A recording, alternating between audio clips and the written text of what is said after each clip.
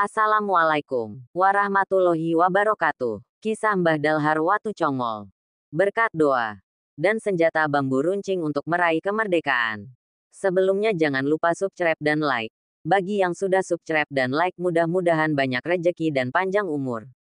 Kisah Kiai Dalhar Watu Congol, ulama pembela para pejuang kemerdekaan.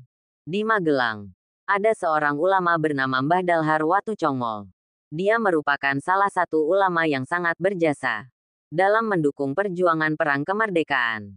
Pada zaman dahulu kala, banyak warga yang bahu-membahu berjuang dalam perang kemerdekaan melawan Belanda. Mereka berasal dari berbagai kalangan, baik dari kalangan masyarakat biasa maupun para kaum priai. Di tengah-tengah mereka para santri yang sedang menuntut ilmu di ponpes-ponpes pun ikut berjuang dalam perang itu. Ada banyak ulama yang ikut membela perjuangan mereka. Di antaranya Mbah Dalhar Watu Congol dari Magelang. Kiai Dalhar lahir di kawasan pesantren Darussalam, Watu Congol, Muntilan, Magelang. Beliau lahir pada 10 Syawal 1286 H tanggal 12 Januari tahun 1870. Nama kecilnya adalah Nahrawi. Nama pemberian orang tuanya. Nasab Kiai Dalhar tersambung pada Trah Raja Mataram, Amangkurat ketiga. Ayah Kiai Dalhar bernama Abdurrahman bin Abdurrauf bin Hasan Tuko. Pada waktu perjuangan Perang Jawa, Kiai Abdurrauf membantu Diponegoro berjuang di Tanah Jawa. Kiai Abdurrauf dikenal sebagai salah satu panglima perang Diponegoro, membantu laskar pada Perang Jawa. Dari silsilah Kiai Hasan Tuko, tersambung kepada Raja Amangkurat ketiga, memerintah tahun 1703 sampai tahun 1705. Atau Amangkurat Mas. Kiai Hasan Tuko memiliki nama ningrat, yakni Raden Bagus Kemuning.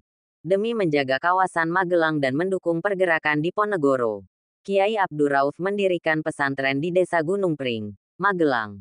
Sejak kecil Mbah Dalhar dididik oleh sang ayah dan belajar mengaji pada ulama-ulama sekitar. Berikut kisah selengkapnya. Mbah Dalhar belajar mengaji. Dilansir dari nu.or.id, Kiai Dalhar mewarisi semangat dakwah dan perjuangan ayah dan kakeknya. Pada usia 13 tahun, ia mulai belajar di pondok pesantren. Pada waktu itu, ia mengaji dengan Mbah Kiai Met Usyul di kawasan Bawang, Ngadirejo, Salaman, Magelang dan belajar ilmu tauhid selama 2 tahun. Dari Magelang, Mbah Dalhar melanjutkan ngaji di kawasan Kebumen. Di sana ia belajar di pesantren Sumolangu dan berguru dengan Syekh Abdul Kahfi Ats-Tsani. Pada tahun 1896, putra Syekh Abdul Kahfi Ats-Tsani berniat untuk belajar di Makkah. Sang guru meminta Kiai Dalhar untuk menemani putranya dan di sana ia terus mengaji selama 25 tahun. Mbah Dalhar adalah ulama, pembela perjuangan kemerdekaan. Pada era perjuangan melawan rezim kolonial, peran Kiai Dalhar tak bisa dilupakan. Para pejuang dari kawasan Magelang, Yogyakarta, Banyumas, dan kawasan Bagelen Kedu datang ke pesantren Kiai Dalhar untuk meminta doa. Oleh Kiai Dalhar, para pejuang itu diberi asma, doa, ijazah kekebalan, serta bambu runcing yang telah diberi doa. Pertempuran Laskar Santri dan Pemuda melawan Sekutu meletus pada tanggal 21 November tahun 1945. Mereka bertempur sengit dalam Perang Palagan Ambarawa. Pada perang ini, Laskar Hizbullah dari Yogyakarta bersatu dengan beberapa tentara rakyat mengepung Ambarawa. Laskar Santri di bawah komando Bahron Edres berhasil mengakses Fon Ambarawa. Sebelum berangkat ke medan perang, mereka terlebih dahulu sowan ke Kiai Dalhar Watu Congol dan Kiai Supci Parakan untuk meminta doa. Mbah Dalhar adalah sosok seorang ulama teladan.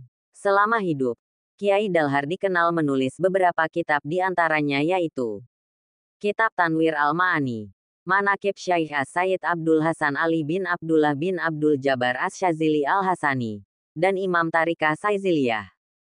Kiai Dalhar juga menjadi rujukan beberapa kiai yang kemudian menjadi pengasuh pesantren-pesantren ternama. Seperti Kiai Masum Lasem, Kiai Mahrus Ali Lirboyo, Abuya Dimyati, Kiai Marzuki Giriloyo, serta Gusmik. Kiai Dalhar wafat pada tanggal 23 Ramadan, tepatnya pada tanggal 8 April tahun 1959. Jasadnya dikebumikan di pemakaman Gunung Pring, Watu Congol, Magelang.